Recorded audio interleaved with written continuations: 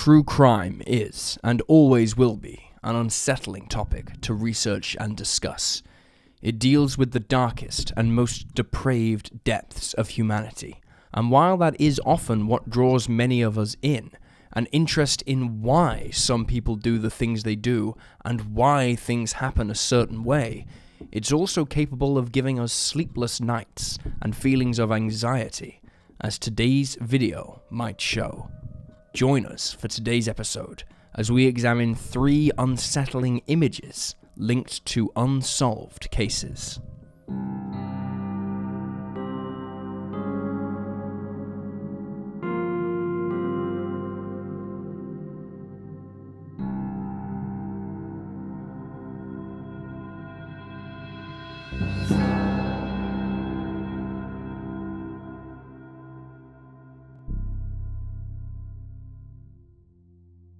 Lisa Guerreri and Brandon Rumbaugh. 19-year-old Lisa Guerreri and 20-year-old Brandon Rumbaugh were, by all accounts, an ordinary young couple who were deeply in love. To celebrate their 1-year anniversary, the couple planned to book a trip to Disneyland, but their arrangements fell through, so they decided instead to camp at Bumblebee Road for the night, about 1 hour from their home in Scottsdale, Arizona. The couple were only able to spend 1 night away from home, as Brandon, who worked as a personal trainer, had work early the following morning. On the evening of October 17, 2003, the pair set off. Lisa's mother, Paula Guerreri, recalled calling her daughter while she was en route to Bumblebee Road. "I asked her if she was there yet. She said, 'No, we're not there yet, Mom. We still got many miles to go.' I said, 'Okay, just be careful.' That's the last conversation I had." Bumblebee Road is located off Interstate 17, with investigators noting that it was a desolate part of the desert that is more popular today for partying than it was back in 2003. The following morning, both families grew concerned when the young couple didn't return home as planned. Paula remembered, "The day that she went missing, I knew that there was something wrong. Call it a mother's instinct. I didn't know what it was, but I knew there was something wrong." She began calling her daughter's friends and relatives, asking if anyone had seen or heard from her. They hadn't. Paula then reached out to law enforcement. But it wasn't investigators that discovered the pair. Instead, it was Brandon's friends. When he didn't show up for work, they journeyed along the I-17, looking for the area that Brandon had described camping in. Eventually, they found themselves on Bumblebee Road, where they discovered Lisa's mother's truck, which she had borrowed for the trip. Walking around the back of the vehicle, they saw the bodies of Brandon and Lisa, still in their sleeping bags.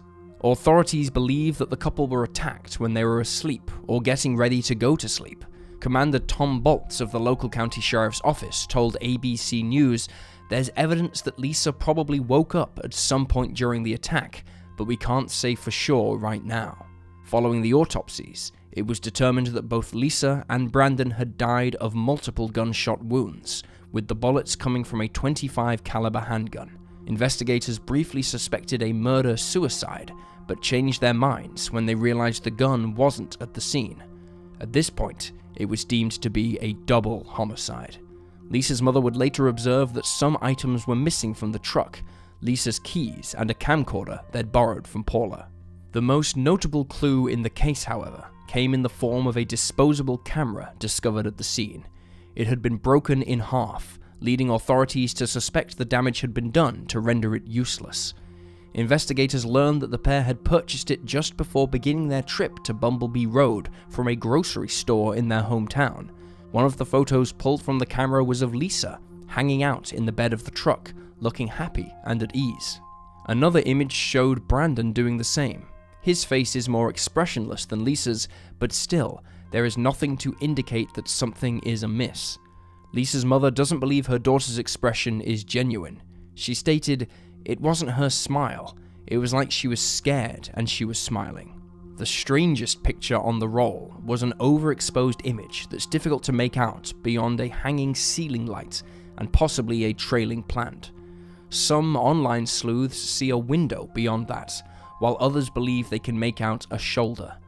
Investigators suspect that the photograph was taken inside a local business, which had been a restaurant back in 2003, though other reports state that investigators have not conclusively determined where the photo was taken. They've noted that it's the last image captured before the two were killed. There have been few updates since. At one time, authorities speculated that the murders were linked to those of Lindsay Cutshall and Jason Allen, another double murder in which a couple were found dead inside their sleeping bags. However, a man named Sean Michael Gallen would later plead guilty to the latter killings, and he is not believed to be involved in the deaths of Lisa and Brandon. Despite the lack of leads, investigators are optimistic that the case will be solved. They noted that hundreds of people were near the area at the time of the attack, and they investigated many of those individuals in the weeks following the crime. Commander Tom Bolts told ABC News, "There are still persons of interest. There are a lot of people we've interviewed, a lot of people that we've investigated. We can't say any of them are no longer a person of interest. A lot of people are still on the radar." They hope that forensic advancements will help them find justice, or that the passing of time will cause someone who knows something to come forward. If you have any information about the murders of Lisa Guerreri and Brandon Rumbaugh, you can leave a tip anonymously at the number 1-800-932-3232 or submit a tip using the link on screen. A $10,000 reward is available for any information which leads to an arrest in this case. Brianna Maitland. 17-year-old Brianna Maitland was last seen on Friday, March 19, 2004.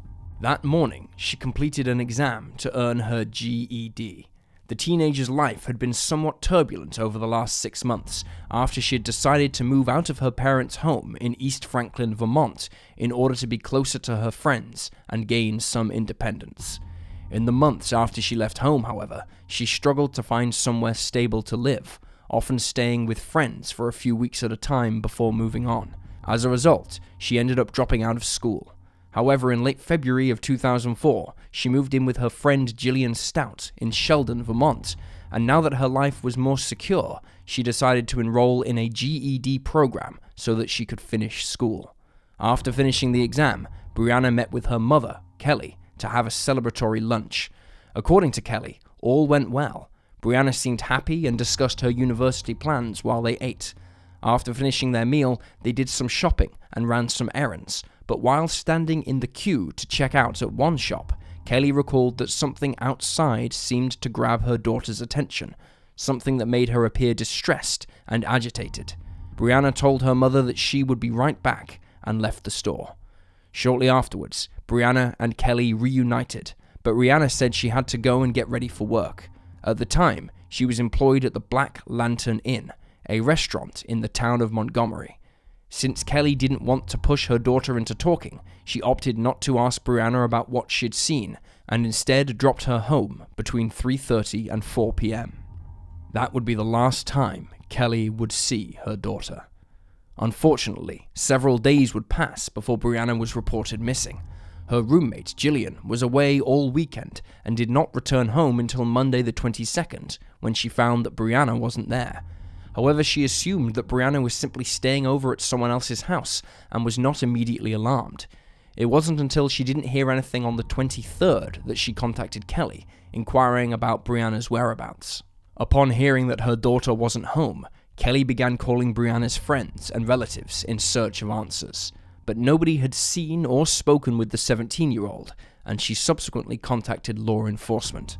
The following day, Brianna's parents were shown a picture of a 1985 Oldsmobile 88. It was Brianna's car.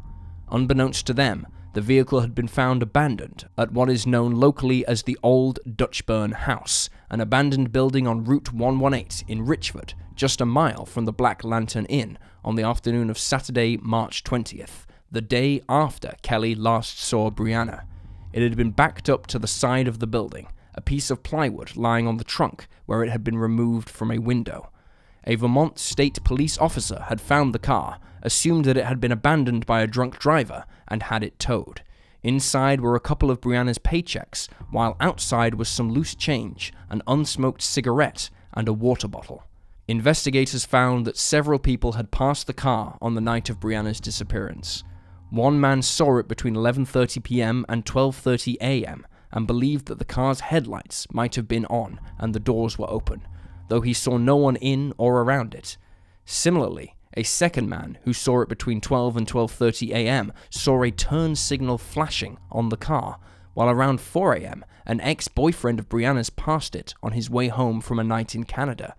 He thought he recognized the car as Brianna's, but didn't stop to investigate. He noted that he saw nobody in or around the vehicle.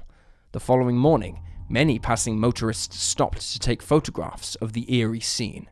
One such person reported finding a water bottle, loose change, and a bracelet or necklace on the ground near the Oldsmobile. Despite the bizarre clues and the fact that Brianna hadn't been heard from in 5 days, investigators initially believed that Brianna was a runaway. They combed the area around her abandoned vehicle and investigated using scent dogs, but they found no evidence of the missing teen. Sometime afterwards, law enforcement declared that foul play may have been involved in Brianna's disappearance, while the FBI observed that her car had likely been left where it was in order to make it appear as if she'd been involved in an accident. Authorities established that Brianna had made it to her shift at the Black Lantern Inn on the day she was last seen. She left the restaurant at around 11:20 on the night of March 19th, telling co-workers that she planned to go straight home because she had a shift at her second job the next day. However, she never made it to that second job. They also discovered during their investigation that she had a physical altercation with a former friend 3 weeks before the disappearance. The ex-friend, Kelly LaCrosse, reportedly repeatedly hit Brianna in the face at a party. Brianna declined to respond, despite the fact she had trained in martial arts. She later filed charges against LaCrosse, but they were dropped when Brianna vanished. 1 week after the disappearance, Vermont State Police received an anonymous tip which claimed that she'd been abducted and was being held against her will in a house in Berkshire, about 10 miles from Montgomery, where she worked. The address given to investigators was a rental property, and at the time, 2 men were living in it, Ramon Ryans and Nathaniel Jackson. The 2 were known drug dealers from New York, and on April 15, 2004, the property was raided by police. Though an abundance of drug paraphernalia was discovered in the home, there was no sign of Brianna. No evidence recovered indicated that she'd been inside the building. Authorities soon learned that the 17-year-old was acquainted with the 2 men after friends alleged that she had experimented with hard drugs some time before she vanished. Later that year, police received a statement from a woman who implicated both Ryans and Jackson in Brianna's disappearance. The woman wrote in graphic detail about the alleged murder, which occurred about 1 week after Brianna was last seen, and stated that it was the result of an argument the teenager had with Ryans because she'd lent him money to purchase cocaine. The woman added that Brianna's body had been stored in the basement of a home belonging to a recently incarcerated woman, and that it had been dismembered and disposed of at a pig farm. Despite the signed, detailed account, however, authorities were never able to corroborate the claims. Meanwhile, Brianna's family stated that they'd received various anonymous phone calls alleging that their daughter was tied to a tree in the woods and that her body had been dumped in a lake. Over the next decade, there was little movement in the case. In 2006, a woman resembling Brianna was seen on CCTV footage at a casino in Atlantic City, New Jersey.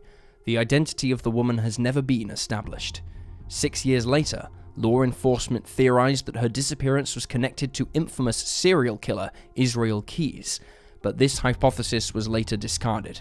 The most notable break in the case came in 2022, when investigators announced that DNA they'd taken from an item near Brianna's car in 2016 had finally been matched to an individual. Detectives gave little away, stating that the unidentified person had been very cooperative, and that just because the person had been identified, it did not automatically make them a suspect. The match came as a result of genealogy testing. There have been no major updates since. 17-year-old Brianna Maitland was last seen on March 19, 2004, when she left the car park of the Black Lantern Inn, where she worked in Montgomery, Vermont.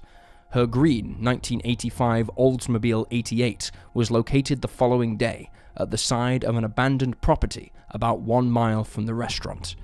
Brianna has been missing ever since. She is described as a white woman with brown hair and hazel eyes. She is 5 foot 4 inches tall and weighed around 105 pounds when she was last seen.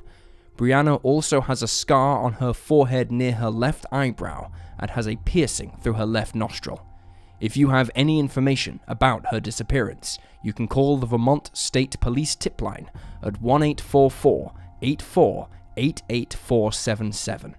A reward of $40,000 is available for anyone who can lead investigators to Brianna or her remains. Julie Pacey. On the morning of Monday, September 26, 1994, 38-year-old Julie Pacey left the home she shared with her husband, Andrew, and their 2 children in Grantham, England, and headed out to work at St. Peter's Day Nursery.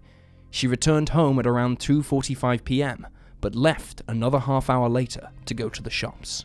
Several witnesses saw Julie in her Audi driving down Highcliffe Road, not far from her home, around this time. Bizarrely, while she was driving, a man in blue overalls was seen walking up that same road and stepping out from the pavement onto the road itself, causing the mother of 2 to almost hit him. Once her vehicle passed, the man turned around and ran towards the car. This was the last time Julie was seen alive. Horrifically, it was Julie's 14-year-old daughter, Helen, who discovered her mother's body. She returned home from school at around 4:15 p.m.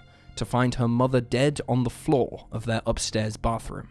A later autopsy would show that Julie had been sexually assaulted and strangled to death, with authorities determining that a cord had been used to kill her and that death had occurred very shortly before her body was found. Though her clothing remained on her body, some items had been disarranged. Very little was amiss inside the home, but it was found that a watch she'd purchased on a trip to France was missing. It has never been recovered, and there is some speculation it was taken as a trophy, as it was an inexpensive accessory, though some police officers believe it was possibly given as a gift. As investigators began delving into Julie's life, they discovered several suspicious incidents which they felt may have been related to her murder. On September 23rd, just 3 days before her death, a schoolgirl walking towards the Pacey home, where she would wait for her mother to collect her, saw a strange man approaching the family's driveway. As she got closer to the house and approached its door, the man walked back out and passed her by. She described him as wearing brown workman's boots and blue overalls, being chubby and looking around the age of 35. She added that his face was all pink, indicating that he had a reddish complexion. Upon entering the Pacey home, Julie asked the girl if she'd seen the man. She told the girl that she heard a knock at the door and assumed it was her, but instead, it was the man asking for directions to Eskdale Road. This little girl later helped to make a chilling, detailed e-fit of the suspect, which was circulated amongst the public. Another strange incident, possibly linked to the case, was that the Pacey family car was an Audi 80, but several witnesses believed they'd seen Julie driving a 5 Series BMW shortly before her death. At around 2:50 p.m. on September 26th, the day of the crime, an acquaintance saw the vehicle turn into the driveway of the Paceys, in which the Audi was already parked. Nobody in the family knew how Julie would have access to a BMW, and no one in the family owned one she could borrow. However, investigators believe the sightings, as many of the witnesses were people who knew Julie fairly well and knew that the Paceys only owned the Audi. Authorities found Julie's case to be completely baffling. There was no sign of a break-in and no evidence of a struggle, with investigators noting that her manicured fingernails were in perfect condition and unbroken, and though the motive was determined to be sexual, the exact reason why the mother of 2 was targeted is still unclear. Notably, on the day of her death, a BMW matching the description of the one previously described by witnesses was spotted speeding away from the home at 3:20 p.m., around the time Julie encountered the man in blue overalls while driving the Audi on Highcliffe Road. There were several sightings of the man in blue overalls between the 22nd and 27th of September, all across Grantham, including the estate where the Pacey family lived. Such witnesses told investigators that he was always asking for directions to various locations, but never required them to repeat the instructions. The morning after Julie's death, at around 9 a.m., he was spotted kicking grass in the estate as if looking for something, and he later entered a shop in the town's centre where staff described him as acting totally suspiciously. He was still wearing his blue overalls and is often referred to in the media and by witnesses as Overalls Man. In the weeks following the murder, the police spoke with witnesses, interviewed neighbours and friends, and stopped people passing by to ask if they had any information to share, while the e-fit of Overalls Man was distributed to every resident on the estate where the Paceys lived. Her parents suggested that the perpetrator knew of their daughter, noting that she was attacked in her home on the one day she wasn't babysitting and at the time before her children got home from school. 3 years later, in 1997, one detective on the case said that the crime was premeditated. For years, Julie's case lay dormant. In 2015, however, a second appeal was made on the BBC's Crime Watch programme, where it was revealed that a DNA profile of the killer had been extracted from the evidence, though it did not match anyone in the UK National DNA Database. The police asked that Overalls Man step forward so he could be ruled out of the investigation, although he never has. Shortly after the airing of the programme, the actor who played Overalls Man in the reconstruction of events for Crime Watch was reported to the police because he bore such a resemblance to the original e-fit from the 1990s. As the police did not know that the man was the actor used in the programme, they took his DNA, which didn't match the crime scene. Steve Watson, the actor, stated that he has been accused repeatedly over the years by people approaching him on the street, and he was once even arrested by the police when he turned up to film the reconstruction. He stated, "My face was on the screen for too long, and even then, people in the street said, 'Oh, is that the murderer?' To hear those words, you think, please, it's just a reconstruction, surely you understand." But unfortunately, they don't. Julie's case is still unsolved. If you have any information about her murder, you can contact Crime Stoppers anonymously at 0800 555 111. And there you have the facts. Please leave a comment down below with your own theories and reactions, and remember to like this video and subscribe to support the channel. Thank you for watching. Stay alert, stay safe, and I'll see you next time.